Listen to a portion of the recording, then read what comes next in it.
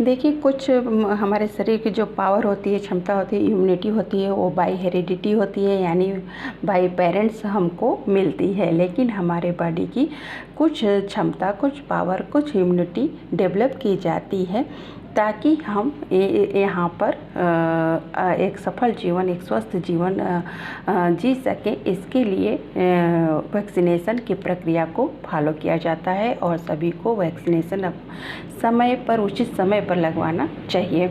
और इसी क्रम में हम बताने वाले हैं कि जब बच्चा जन्म लेता है तो माँ को डिस्चार्ज करने से पहले 3 टीके लगाए जाते हैं। तो कौन कौन से 3 टीके होते हैं? जी हाँ, BCG, ओरल पोलियो वैक्सीन और हेपेटाइटिस बी होता है, जिसे हम 0 डोज के नाम से जानते हैं।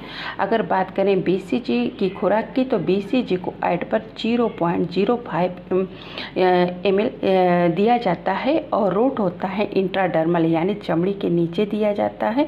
जब भी आप ये वैक्सीन इंजेक्ट करते हैं, और कहाँ दिया जाता है?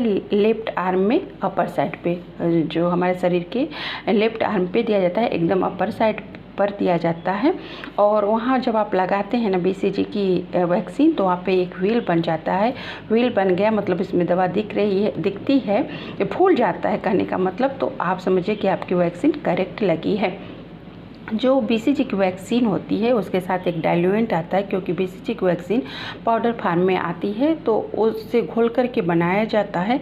और जब आप BCG के वैक्सीन को प्रिपेयर कर लेते हैं तो केवल 4 घंटे के भीतर ही आप इस्तेमाल कर सकते हैं। और BCG की वैक्सीन को हमेशा धूप से बचाना चाहिए, क्योंकि ये धूप सेंसिटिव होती है, यानी धूप लगेगा, प्रकाश लगेगा तो उसमें ये वैक्सीन ख़राब हो जाती है, तो इसे बचाना चाहिए। ये तो रही BCG के बारे में जानकारी। अब जानते हैं OPV के बारे में। तो OPV के बारे में मुझे बताने की बिल्कुल ज़रूरत नहीं है, क्योंकि ये वैक्सीन हमारे बीच बहुत ही प्रसार के साथ आई थी कि 2 बूंद जिंदगी के लिए।